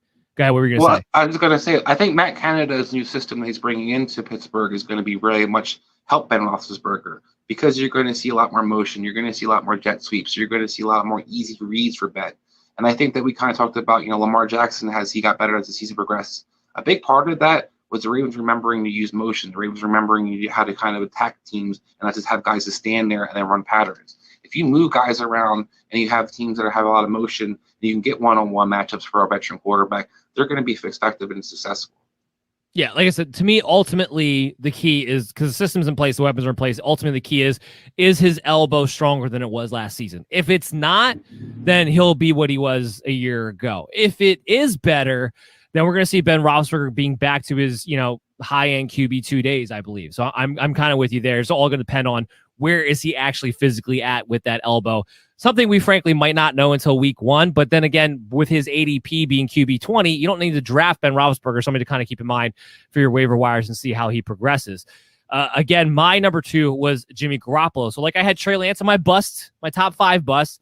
Jimmy Garoppolo is my number 2 sleeper because it goes back to why Trey Lance is my bust in the first place, which is I believe this is Garoppolo's job until and if he gets injured. I have a couple things on. First of all, his ADP is QB 35. That's ridiculous. He's a starting quarterback on a good offense. To be QB 35 is insane. All it tells me that people just like, again, kind of back to the Trey Lance thing, they're just have this idea that Trey Lance is somehow going to start week 1. It's not going to happen. It's not going to happen unless something completely unforeseen happens, an injury or some kind of crazy trade at the last second. It's not going to happen. Jimmy Garoppolo is going to be the starting quarterback for the 49ers. Now, I have him ranked at QB 22, but that's because I have baked in his injury rate, which unfortunately forces me to have to project him missing 7 games this year. Let's say he stays healthy like he did in 2019. 2019, he was QB 14. He was a high-end QB2 in 2019. This offense is better than that Super Bowl offense. It's a better offensive line. He has more weapons because remember that year, you had a rookie Deebo Samuel who was banged up. They had to trade for Emmanuel Sanders halfway through the season. Now you have a Brandon Ayuk. You have a Deebo Samuel entering his 3rd year. You have George Kittle. You have a better offensive line, and you have, I think, a better running game because even Raheem Mostert goes down, I think Trey Sermon is a better number 2 than they've had in a long time, too. So there's a better offense. So let's say Jimmy Garoppolo plays 17 games. I would actually have him hovering around my top 12 status if that wound up being the case. So that's the only reason I have my QB 22. There's that range of outcomes where if he just stays healthy, I think he has a chance to be a low-end QB1 within this offense. I know people aren't buying it. I know I'm a Jimmy Garoppolo apologist. I don't care. This is what the numbers are telling you. Yeah, and I also think that if you look other than the Rams, they play a division where the defenses are definitely suspect, particularly the pass defenses. Seattle's pass defense has been atrocious the last couple of years, and Arizona's has been much better. So I think we look at an opportunity for Jimmy G to bounce back and kind of quiet the haters. I think this is the year for him to do it. Now, again, somebody you're not going to have to draft because his ADP is QB 35, but I think he's going to be a top streaming option once you see, like, hey, is Jimmy Garoppolo out there on the field? The caveat to him having a big sleeper year, again, would just be the fact that this guy has not really been able to stay healthy outside of one season. So, but your cost is nothing, and I do believe you're going to be shocked by Jimmy G quite a bit. So let's get to our number 1 sleepers on the board. Chris, you go with Tua Tagovailoa. I went with Cam Newton. Let's start with Tua Tagovailoa. Why do you have him as your number 1 sleeper? Do you have him ranked significantly different than ADP or ECR? I do. I think that overall, too, I believe going around the 20s, and I think 22. 22, right? Yeah. So to me, I definitely think he's going to be in the top 15 quarterbacks. I'm excited about Tua Tagovailoa. I think this guy's an absolute stud. I think he reminds me a lot of Steve Young. I think he can bring the ability to run. He has the ability to be accurate with the ball. He's got weapons in place. I think the Dolphins in general are just be one of the better teams. And I think he gets a bad narrative from last year and kind of the unaggressiveness that he showed and some of the, rust he showed in some senses. I think most of that's because Ryan Fitzpatrick, was benched for him. Ryan Fitzpatrick was number 6 quarterback, as I pointed out, when he played most of the snaps for the Dolphins in that system. So why can't Tua Tagovailoa be a stud? Because he doesn't have the ability to do so. I'm not one of those people who believes that. We talked about Lamar Jackson before and kind of our narratives where we kind of had to overcome the hate for Lamar. I think Tua has got a lot of hate that he doesn't deserve. And I think this is the year he kind of shows people there was a reason people were trying to tank to get him. Again, QB 14 from weeks 14 through 17 at the end of last year when he didn't have much weapons to begin with. And if you look at this year, let's say all the weapons are healthy at the same time. Will Fuller, Jalen Waddle, Devontae Parker, Mike Gesicki. That's a lot more than most quarterbacks have. I'm with you. I believe in the talent of a Tua Tagovailoa. Do I have some questions about their offensive play callers? Yeah, because they have to prove it to us. Do I have some questions about their weapons' ability to stay healthy? Yeah, because Will Fuller, Devontae Parker are very injury prone. Jalen Waddle's come off of major ankle surgery. But ultimately, he's in a great position. I think the fact that he's a year removed from that hip injury is big too. I don't know why other quarterbacks seem to get a pass when they're coming back from, all near career ending stuff like that. I don't know why Tua doesn't, but I think he's going to prove a lot of people wrong here. I'm with you. I like Tua quite a bit myself. The reason I didn't put him in my top 5 of sleepers is because I don't have him ranked significantly different from ADP. ADP 22, I have him ranked at QB 17. That might be moving up soon because I have guys like Carson Wentz 1 spot ahead of him and stuff like that. But again, I have a very cluster there where I wouldn't be surprised. He could QB 17 or QB 13. All it takes is one passing touchdown or one rushing touchdown would be the difference for me there. So Tua Tagovailoa very much has the upside, especially if those weapons stay healthy and hit. Go ahead. I was going to say, particularly for a team that should be pass first in general, too.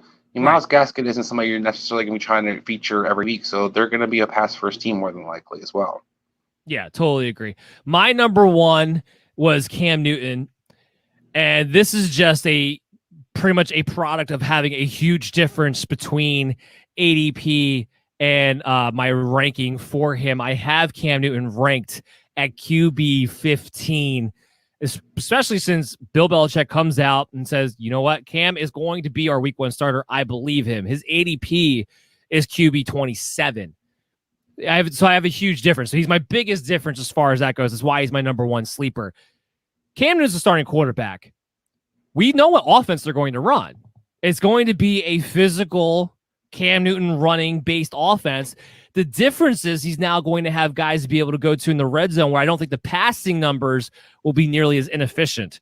I'm not crazy about Nelson Aguilar, but compared to what they had last year, Nelson Aguilar is a better wide receiver with him and Jacoby Myers than what they have for most of the season. But the big thing is Jonnu Smith and Hunter Henry. This team could be one of the most efficient teams in the red zone this season as a physical running team. And Cam is still going to get, I don't know if he gets 12, rushing touchdowns again, but he's still going to get his rushing touchdowns. He's still going to get his rushing opportunities with an increase in the passing production. Does he last all year as a starting quarterback? I don't know. I don't know if that in true winds up being the case, but I do think there's a chance because if they're competitive all throughout the year, I don't think they're suddenly going to change the ship over to Mac Jones. So I do think there's a chance Cam Newton's the guy, and at least on a point per game basis, and being that he's going to start at the beginning of the year, given his rushing floor, I don't see why Cam is anything less than a QB 15, a high-end QB 2, a guy you can plug and play in your lineup in a matchup-based type of offense where you're drafting quarterback late. He should be one of those guys on your board. Yeah, I mean, I couldn't agree more. You look at Cam Newton, and he played as awful as he possibly could at the quarterback position last year by throwing the ball. I think that you have, as you pointed out, better weapons. Also, another guy who's got another year to get more healthy. And if he is the starting quarterback and remains starting quarterback throughout this situation over off season and enters week 1 as a starter, I'm with you. I think there's not going to be any rush or any reason that they're going to try to get this guy out of the lineup. They like Matt Jones, absolutely. But I think there's no rush, and we've seen this with the Patriots in the past. They don't like to play rookies. They like to kind of redshirt guys when they're younger. And I think their preference would be that Matt Jones doesn't play this year. I think Belichick absolutely loves Cam Newton. He's talked about him all. He raves about him constantly.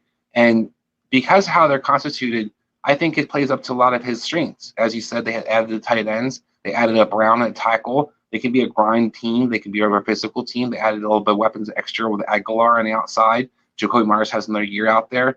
And then on top of it, you have a defense that should be significantly improved in the Patriots when they had a lot of guys returning from last year and have made some good additions. So this team in general should be more competitive. And as long as they're competitive, I think Cam Newton's their quarterback. Yeah, he was a value last year, and things have only improved around him other than maybe he doesn't play all year, but you're not drafting him to do so anyway. So I don't get why Cam Newton is ranked at his ADP is 27. Maybe people still think Mac Jones has a chance. I don't know. Maybe that'll change by the end of August, probably. But right now, he's a hell of a value to me. And let's not forget, Cam Newton kind of declined after the COVID situation as well. Before the COVID, he was actually producing pretty well, as the quarterback for the Patriots as well. Yeah, he was a top-end QB2. He was a top-end QB2 until that happened. All right, guys, guess what time it is? The mail's here. The mail is here. First question of the day. Or actually, I should say, if you want to get on the mailbag segment, all you got to do is hit us up at BellyUpMDFM Show on social media. We'll answer all of your questions, take a few of our favorite ones, put them on the show, talk about them. Tom was one of our favorite ones. He asked, redraft, who would you prefer? This kind of goes back to yesterday, too. A lot of people trying to figure out these running backs. Austin Eckler, Nick Chubb, Aaron Jones, or Jonathan Taylor? And what kind of league are we talking about? PPR redraft. PPR. I mean, for me, it's Aaron Jones. Aaron Jones is that guy that can get you the rushing ability, statistics, get you the rushing touchdowns, and also produce in the passing game. We talked about, Jamal Williams moving on from their backfield. We expect Aaron Jones to be that beneficiary, especially in the passing game. A.J. Dillon might steal some of his rushing opportunities. But overall, Aaron Jones is with a great quarterback, a highly prolific offense, and a system that's been features the running back in a lot of ways. So there's no reason I wouldn't go Aaron Jones there. Yeah, I'm with you, especially being at full point PPR. I have Aaron Jones ahead of Nick Chubb. That would be the closest debate for me. Again, with no Jamal Williams, I think sky's the limit for Aaron Jones when it comes to the passing attack. Finally, one of the things I think that gets overlooked because I think it's one of the best aspects of his game, but because he had to share time with Jamal Williams, and that aspect kind of held him back. He's had 2 years in a row where he finished in the top 5. I know there's some concern about does A.J. Dillon take away a significant amount of goal line touchdowns, but here's what I'll say to that. While A.J. Dillon's a load, I do think he'll be involved to some degree. I have him for a 35% share of the carries. It's going to be hard pressed for me to believe that the Green Bay Packers are going to just completely take Aaron Jones out of the goal line situation, given how great he's been throughout his career in that situation. So I just don't buy into A.J. Dillon is the goal line back. And plus, when you add that to the now new ceiling that Aaron Jones has in front of him for passing attack, I love Aaron Jones quite a bit this year. So yeah, for me, out of these 4, it's definitely Aaron Jones who I've ranked ahead. Nick, he asks, what do you think of Darrell Henderson? We talked about this a little bit, but we'll keep reiterating because I think people are going to be asking this question quite a bit throughout August. Yeah, I love Darrell Henderson. Now, there's a lot of talk about him not being, a feature back in a sense he can handle 25, 30 touches. And I don't expect him to necessarily do that for the Rams. I think they will try to sprinkle some other guys in there and keep him fresh throughout the season. But when Henderson's out there, we talked about on other shows about how effective he was. He was, way more effective than Akers was last year. He was one of PFF's top rated, running backs last year in general. And then add to the fact that this guy has Matthew Stafford at quarterback, the weapons they have in place, and explosiveness around that team. Henderson should be one of those guys that should be, definitely an RB2, at the worst an RB3. But it has some RB1 potential. So you're looking at a guy that even if he only gets 15 to 17 touches, can still be highly productive with those amount of touches. He's an efficient guy. He's an efficient player. So he doesn't need the 20 to 30 touches to be what he needs to be. I have him, I believe, halfway PPR, have him ranked at RB19. He's an RB2. He's an RB2. And with this offense, there is some upside because it could be a high-scoring offense on top of it. But as long as they continue, and as days go by without them signing anybody, I become a little bit more confident. Maybe they won't. I don't know. We'll see exactly what happens. I still have a hard time believing that, but we'll see. But as long as this continues to be the depth chart, Darrell Henderson's going to get at least 60% of the work across the board. Give me 60% of the work across the board in this offense. I give you a RB2 with a floor. I give you a guy who has potential to be a low-end RB1, essentially. So, again, I care more about the efficiency. I do like Darrell Henderson, the talent. Do I question, can he stay healthy for 17 games? Yeah, 100%. But that's also why I think you're drafting him as a low-end QB or a low-end RB2 anyway. So I don't think I think the cost is kind of baked in with the risk that comes with a Darrell Henderson. So I like Darrell Henderson quite a bit for where he is. I don't think people should shy away from him for any reason. Hurst, he asked, A.J. Brown, Allen Robinson, or Terry McLaurin in a PPR league? Ooh, Hurst, that's a tough one. I think that for me, it's going to be, I'd probably go Terry McLaurin just because I trust that Ryan Fitzpatrick will target his number 1 target over and over and over and over again. I think that McLaurin's clearly the best receiver on that team.